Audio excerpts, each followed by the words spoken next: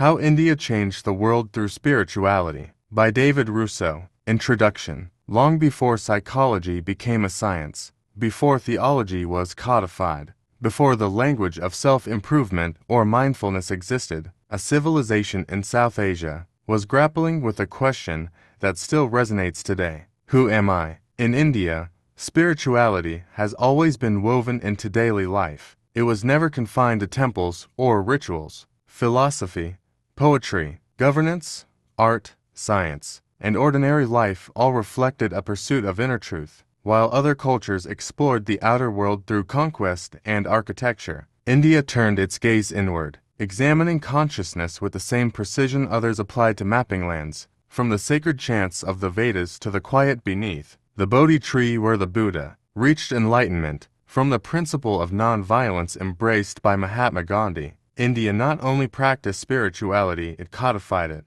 honed it, and shared it with the world. This audiobook traces that spiritual journey, exploring practices and principles that reshaped philosophy, religion, personal growth, and wellness globally. Topics include the Vedas, humanity's oldest spiritual records, asking how life aligns with universal order; the Upanishads, revealing the unity of the inner self and ultimate reality; the Bhagavad Gita, teaching that enlightenment is achievable amid everyday life; Buddha's teachings on mindfulness, ethics, and understanding suffering, which influence cultures worldwide; the principle of ahimsa, nonviolence, inspiring social and political movements; yoga, not merely physical exercise, but a systematic science of consciousness; Advaita non-duality, shaping modern spiritual and psychological thought; the Bhakti movement, democratizing devotion through love and practice; India's interaction with the West via figures like Swami Vivekananda,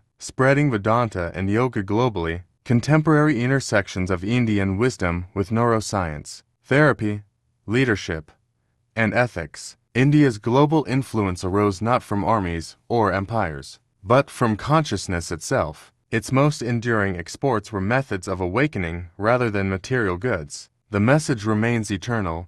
Transformation begins within. In exploring the self, India's spiritual legacy continues to illuminate humanity's path. Chapter 1.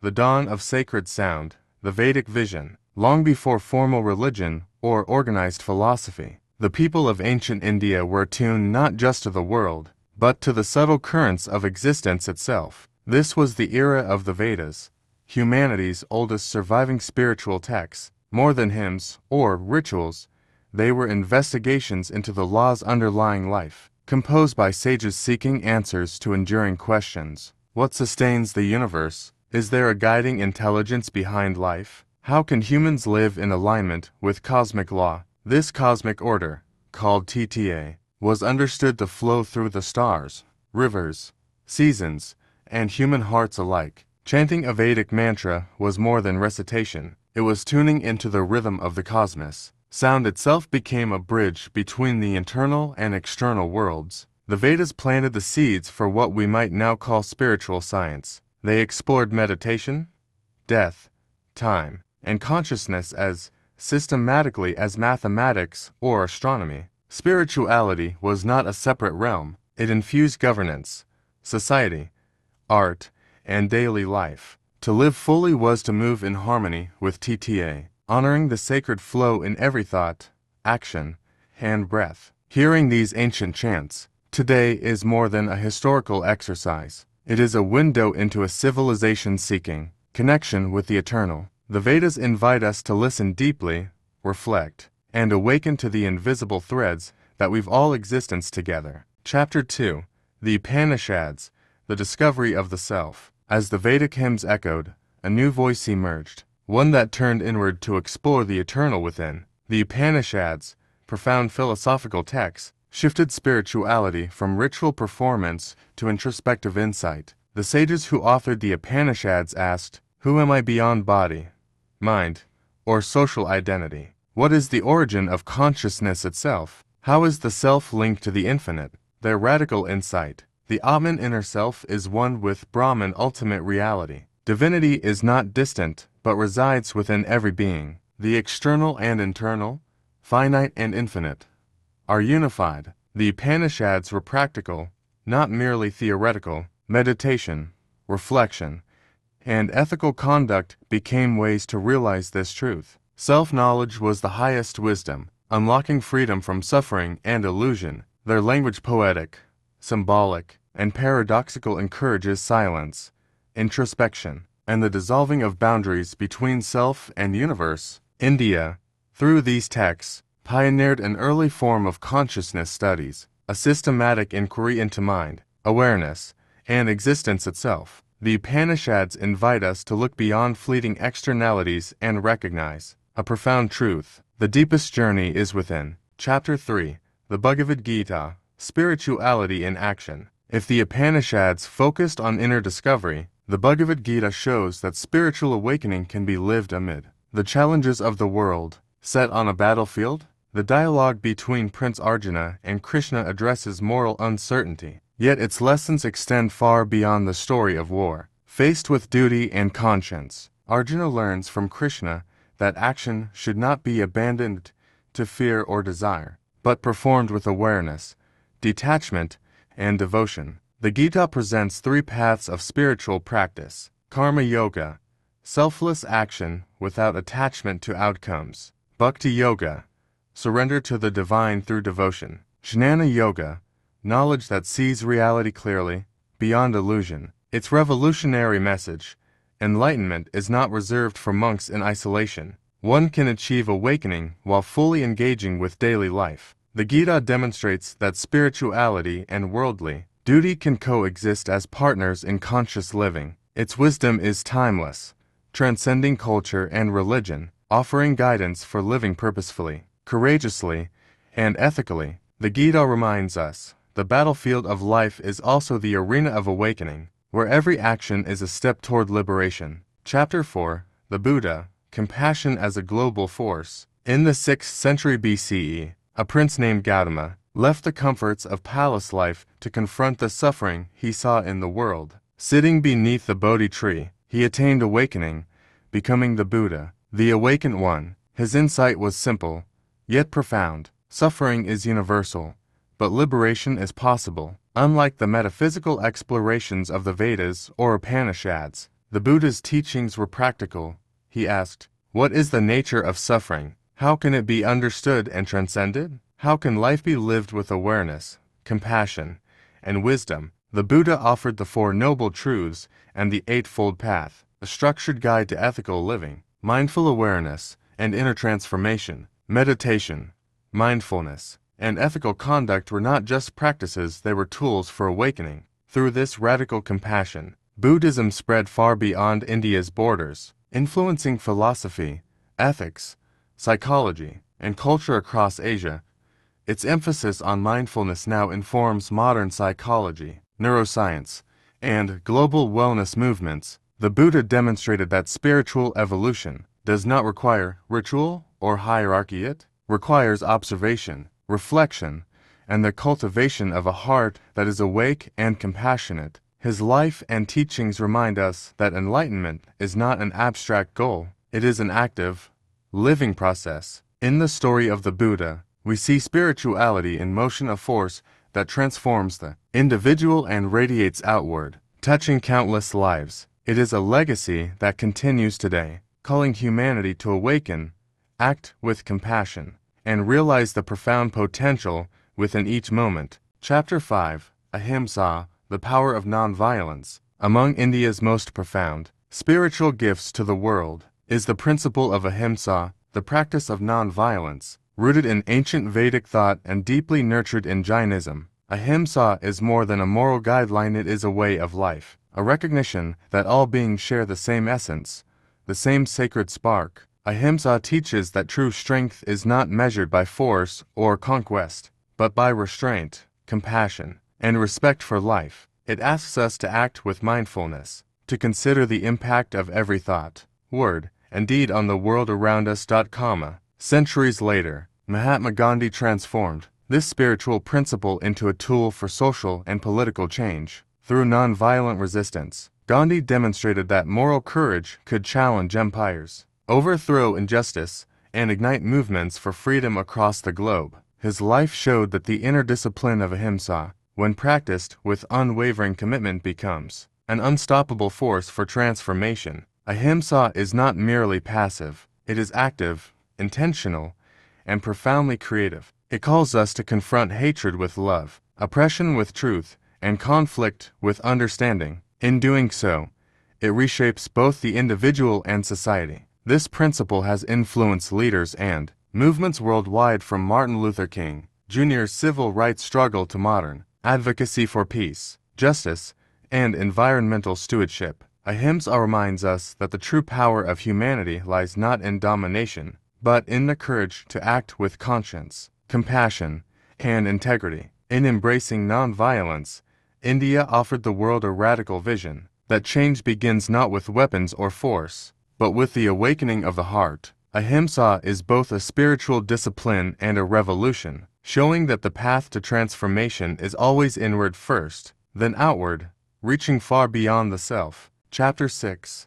Yoga, the Science of Consciousness. When we hear the word yoga today, many think of physical postures, stretching, or exercise. But in its true origin, yoga is far more than the body. It is a science of consciousness, a disciplined path to self-realization. The sage Patanjali, in his Yoga Sutras, systematized this practice into a roadmap for inner freedom. Yoga is a method to train the mind, regulate attention, and awaken awareness, guiding the practitioner from distraction to clarity, from fragmentation to unity. Yoga teaches that the mind, like the body, can be trained and refined. Through breath, posture, meditation, and ethical living, we begin to witness the patterns of thought, the habits of ego, and the illusions that obscure our true nature. It is a science because it relies on observation, practice, and inner experimentation, not blind faith. Beyond mental discipline, yoga is a path to liberation. It reveals that the self is not separate from the universe, and that inner peace arises from aligning thought, action, and awareness with the rhythms of existence. The ultimate goal is not merely health or comfort, but freedom from limitation, fear, and ignorance. Yoga's influence today stretches across the globe. Millions practice it as physical exercise, yet its spiritual essence persists in those who approach it as meditation in motion. It has become one of India's most visible contributions to world culture, offering a practical way to explore consciousness, reduce suffering, and cultivate presence. In essence, yoga teaches a timeless truth. Transformation begins within. Through consistent practice, self-observation, and disciplined attention, the mind becomes a vehicle for awakening. It is a science, a philosophy, and a sacred art, reminding us that the greatest journey is always inward, where the self meets the infinite. Chapter 7. Advaita, the philosophy of non-duality. Among the many streams of Indian thought, Advaita Vedanta stands as one of the most profound and radical, popularized by the philosopher Adi Shankaracharya. Advaita teaches a simple yet revolutionary truth. The individual self and ultimate reality, not they are one. There is no separation between you and the cosmos, between the finite and the infinite. This philosophy turns the ordinary experience of life upside down. The struggles, fears, and desires we cling to are not separate from the underlying reality. They are expressions of it. To realize this is to awaken to a world without boundaries, where every moment is sacred, and every being reflects the same essence. Advaita is not abstract speculation. It is a path of insight and direct experience. Meditation, self-inquiry, and ethical living are tools to dissolve the illusion of separation, revealing the truth that consciousness itself is the ground of all being. When this realization dawns, the individual self merges into a timeless awareness free from suffering, duality, and limitation. This non-dual vision has influenced countless spiritual teachers, modern philosophers, and even contemporary psychology, offering a lens through which we can understand consciousness itself. It reminds us that awakening is not about acquiring something new, but recognizing what has always been present, the unity behind all appearances. Advaita invites us to see life through a new perspective. No distinction between self and other, no conflict between inner and outer, no separation between human and divine. It is a philosophy that dissolves division, offering both freedom and profound peace. In embracing non-duality, we are called to look beyond labels, beyond ego, beyond the illusion of separateness. We are invited into a reality where everything is interconnected, and where the self is not merely a part of existence, it is existence itself. Chapter 8. Bhakti, the democratization of the divine. If Advaita taught that the self and ultimate reality are one, the Bhakti movement reminded humanity that the divine can also be deeply personal, intimate, and accessible to all. Emerging in medieval India, Bhakti transformed spirituality from philosophical discourse into the language of the heart. Through poetry, song, and devotion, Bhakti saints reached beyond caste, class, and education, offering a direct path to the divine that required no priest, no ritual, no scholarly training. What mattered was love, pure, heartfelt, and unwavering. Bhakti is a spiritual revolution in miniature. It democratizes the divine, teaching that God, or the ultimate, is not distant or abstract, but present in every smile, every act of kindness, every moment of surrender. Devotion becomes both a practice and a lifestyle, a way of seeing the sacred in all beings and all experiences. This movement celebrated emotional connection over intellectual attainment. Saints like Mirabai, Kabir, and Tulsidas composed verses and songs that are still sung today, inviting ordinary people into the profound joy of spiritual intimacy. Through bhakti, spirituality became a lived experience, one that could inspire ecstasy, compassion, and transformation in the hearts of millions. Bhakti teaches that love itself is a path to liberation. It dissolves barriers of ego, hierarchy, and separation, creating a community of souls united not by doctrine, but by devotion. In this way, Bhakti bridges the gap between philosophy and practice, head and heart, self and the divine. In listening to the voices of Bhakti, we are reminded, spirituality is not only about knowledge or insight, it is about love, surrender, and connection. It is a reminder that the divine is not distant, but always near, and that awakening can be found in devotion as much as in meditation, study, or contemplation. Chapter 9. India meets the West. In 1893, the world caught its first glimpse of India's spiritual depth when Swami Vivekananda addressed the Parliament of the world's religions in Chicago. Standing before a global audience, he spoke not only of Hindu philosophy, but of the universality of truth, the dignity of the human spirit, and the transformative power of inner discovery. For many in the West, it was a revelation. Ideas that had long been confined to Indian texts, the unity of all beings, the divinity of the self, the power of meditation and yoga were now entering global consciousness. Vivekananda's presence bridged to worlds, demonstrating that spirituality transcends geography, culture, and dogma. This encounter ignited a wave of interest in Vedanta, yoga, and Indian spiritual thought. Western mystics, philosophers, and writers began exploring these teachings, integrating them into psychology, philosophy,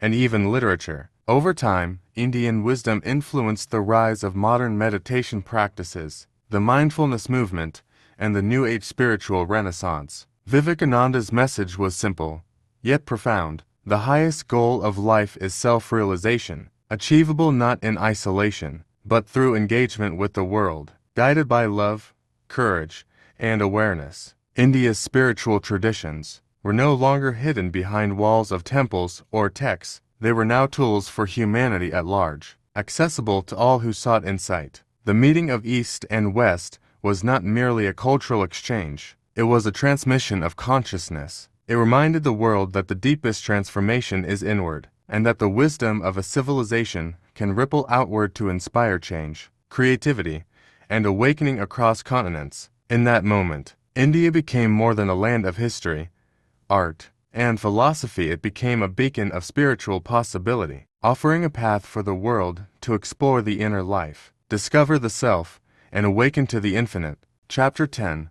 Modern Spiritual Influence. The spiritual legacy of India is no longer confined to temples, ashrams, or ancient texts. Today, it flows across the globe, quietly shaping modern life, thought, and culture. From mindfulness meditation in corporate offices to yoga studios in every major city, Indian wisdom has become a part of the world's consciousness. Figures like Sri Aurobindo expanded spirituality into evolutionary thought, suggesting that humanity itself could awaken to higher levels of consciousness. Modern teachers, writers, and scientists have drawn upon India's insights into meditation, non-duality, and the inner self, connecting ancient practices with psychology, neuroscience, and leadership philosophy. India's spiritual influence is visible in diverse areas. Mindfulness practices inform mental health care. Yoga promotes holistic well-being. Non-violent principles guide activism and social change.